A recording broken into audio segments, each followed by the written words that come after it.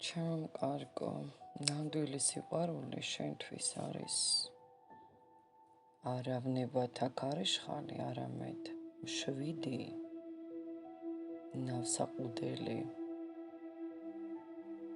და სწორედ ასეთი ადამიანი გელოდება, ასეთი ადამიანი შეგხვდება, ვინც არ შეგარყევს არამედ შენს გარშემო, სიმშვიდეს გააჩენს, რებით სიმშვიდეში იქნებით მასთან. ძალიან დიდი სიყვარული გელოდება. ვინც არ იცნობთ ჯერ ერთი თვის ვადაზე, ამ პიროვნებას სხვათა შორის გაიცნობთ.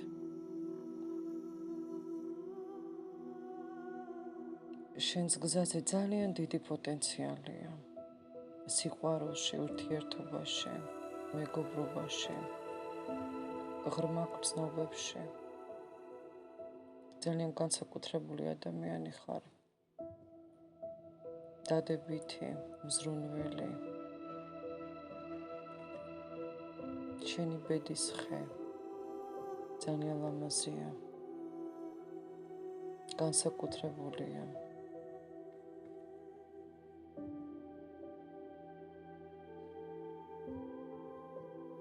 მალე იქნები ურთიერთობაში თუ ელოდები ამ ურთიერთობას. თუ ელოდები პარტნიორს, ახალ პარტნიორს. და ვინც ძველთან ხართ, მან და გასარკვევია სხვათა შორის ადამიანი რესურსულია თუ არა, იმიტომ რომ ეს პიროვნება თქვენგან ამ რესურსებს თითქოს იფარავს, ეცეთ. თითქოს ადამიანი თქვენით იკვებება, თქვენ მისთვის ხართ ყველაფერი აბსოლუტურად თქვენ თავად, მაგრამ თვითონ თქვენთვის თითქოს ენანება, გრძნობა, ემოცია, თითქოს რაღაცნაირად სიცივით, პასუხობს სიცივით ადამიანი.